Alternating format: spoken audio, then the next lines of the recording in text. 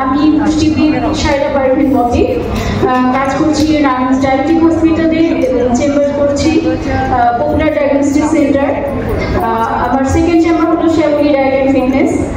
তো আজ আমি আপনাদেরকে স্ট্রেস, স্লিপ এবং সুগার এই তিনটি সম্পর্কে সংক্ষেপে বলবো। প্রথমেই বলবো স্ট্রেস নিয়ে। স্ট্রেস আমাদের সবার লাইফে কিন্তু স্ট্রেস আছে, কারো কম কারো বেশি, কিন্তু অতিরিক্ত স্ট্রেস কিন্তু আমাদের বিভিন্ন ধরনের ক্ষতি করে থাকে। আমাদের যখন স্ট্রেস বেশি থাকে তখন আমাদের একটা হরমোন সিক্রেশন হয় যার নাম হচ্ছে কর্টিসল হরমোন। এই কর্টিসল হরমোন সিক্রেশন যখন স্ট্রেসের কারণে বেড়ে যায় তখন কিন্তু আমাদের অতিরিক্ত চিনি মিষ্টি জাতীয় খাবার এবং ভাজা পোড়া খাবার, চর্বি জাতীয় খাবার খাওয়ার প্রতি আগ্রহ বেড়ে যায়।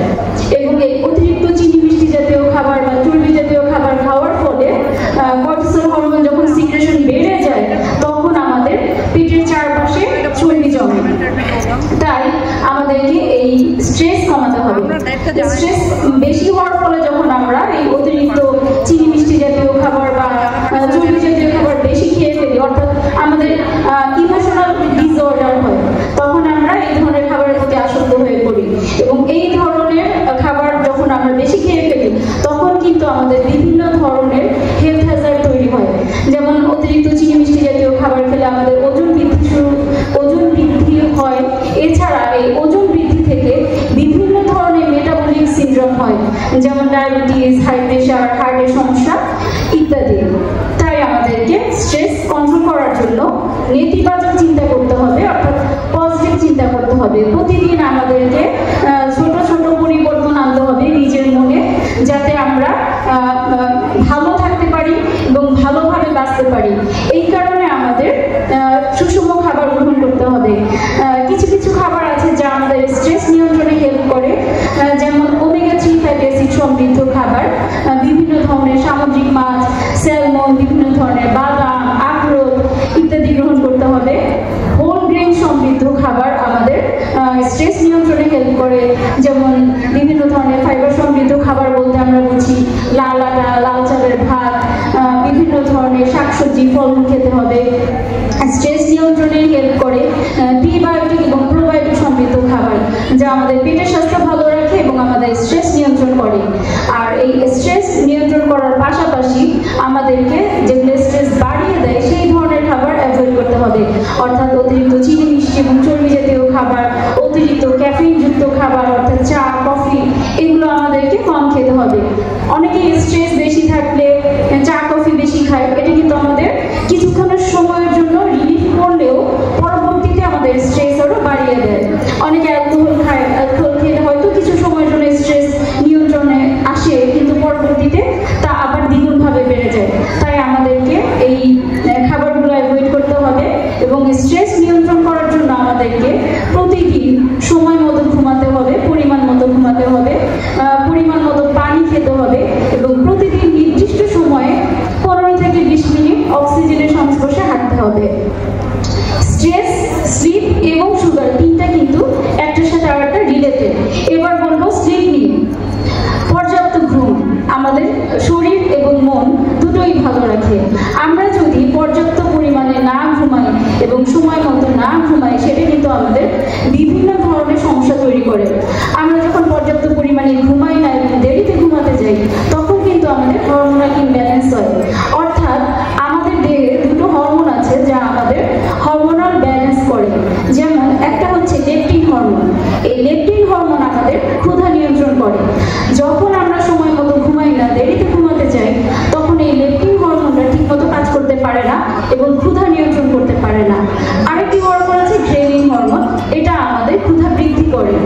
এই দুটো হরমোনের যখন ইমব্যালেন্স হয় তখন কিন্তু আমরা রাত জাগলে অতিরিক্ত খাবার খাওয়ার টেন্ডেন্সি বেড়ে যায় এবং তখন আমাদের সুগার ক্রেভিং এবং বিভিন্ন ধরনের ফাস্টফুড, জাঙ্ক ফুড খাবার ক্রেভিংটা বেড়ে যায়, যার ফলে আমাদের বিভিন্ন ধরনের হেলথ হ্যাজার্ড তৈরি হয়। তো আমরা যখন সময় মতো ঘুমাবো এবং পরিমাণ মতো ঘুমাবো তখন কিন্তু আমাদের মেটাবলিজম ঠিক থাকবে এবং আমাদের মেটাবলিজম ঠিক থাকলে আমাদের শরীর ভালো থাকবে।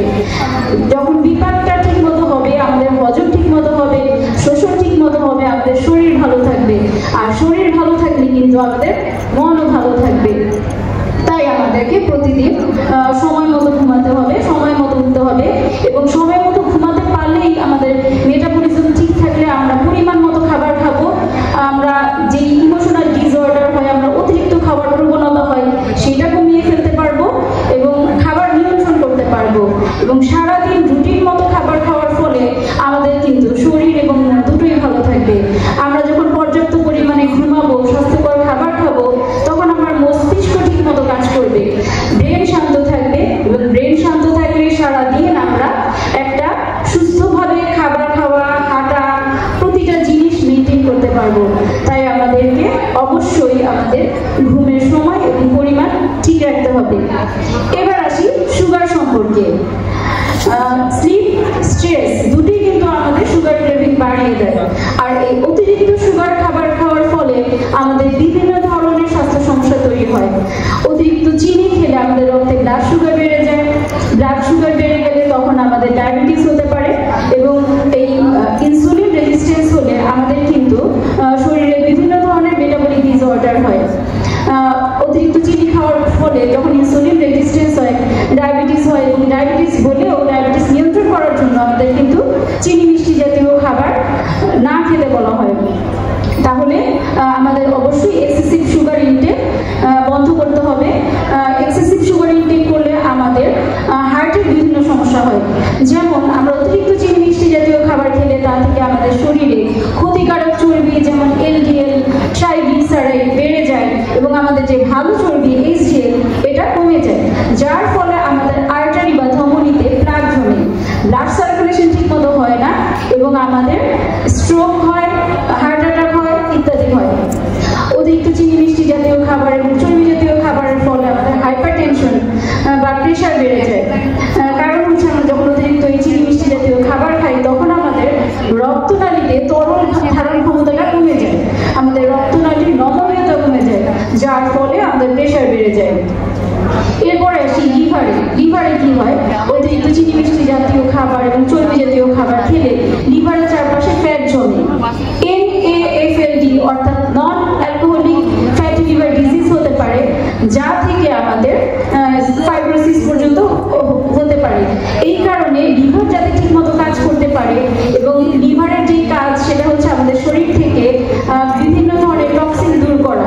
এই লিভারকে ডিটক্সিফিকেশন করার জন্য আমাদেরকে এই অতিরিক্ত চিনি মিষ্টি জাতীয় খাবার, ফ্যাট জাতীয় খাবার কম খেতে হবে। এরপর আসি কিডনিতে কি এফেক্ট করে। কিডনিতে এফেক্ট করে হলো, আমরা যখন এই চিনি মিষ্টি জাতীয় খাবার বেশি খাই, তখন ইনসুলিন রেজিস্ট্যান্স হয়, আমাদের প্রেশার বেড়ে যায়, এর ফলে আমাদের কিডনি ঠিক মতো কাজ করতে পারে না, এবং কিডনির কার্যকারিতা ব্যাহত হয়। অতিরিক্ত চিনি মিষ্টি জাতীয় খাবার আমাদের দাঁতের বিভিন্ন সমস্যা তৈরি করে। আমাদের দাঁতের পছন্দের খাবার হলো মিষ্টি জাতীয় খাবার, এবং এই মিষ্টি জাতীয় খাবার যখন আমাদের দাঁতে লেগে থাকে, তখন এক ধরনের খারাপ ব্যাকটেরিয়া তৈরি হয়, যা অ্যাসিড তৈরি করে, আমাদের দাঁতের এনামেল নষ্ট করে, এবং দাঁতের দাঁতের বিভিন্ন স্বাস্থ্য সমস্যা তৈরি করে। দাঁতের বিভিন্ন রোগ হয়, মুখে গন্ধ হয়, ইত্যাদি। এছাড়া এই অতিরিক্ত চিনি মিষ্টি জাতীয় খাবার খেলে আমাদের স্কিন এবং চুলের বিভিন্ন সমস্যা হয়। যেমন অতিরিক্ত চিনি মিষ্টি জাতীয় খাবার আমাদের স্কিনের যে প্রোটিন, কোলাজেন এবং ইলাস্টিন, এদের কার্যকারিতা ব্যাহত করে, যার ফলে আমাদের স্কিনের সমস্যা হয়, আমাদের এইজিং খুব দ্রুত হয়, আমরা অল্প বয়সে বুড়ো হয়ে যেতে পারি। তো এই কারণে কিন্তু আমাদের স্কিন এবং চুল ভালো রাখতে হলে এই অতিরিক্ত চিনি মিষ্টি জাতীয় খাবার অ্যাভয়েড করতে হবে, এবং প্রোটিন জাতীয় খাবার ও ফাইবার সমৃদ্ধ খাবার খেতে হবে। এছাড়া অতিরিক্ত চিনি মিষ্টি জাতীয় খাবার আমাদের ডাইজেস্টিভ ডিসঅর্ডারও তৈরি করে, আমাদের হজম ক্ষমতা ব্যাহত করে, বিভিন্ন খাবার হজম হয় না। এছাড়া আমাদের শরীরে ক্যালসিয়াম সুন্দর মতো শোষণ হয় না, এবং আমাদের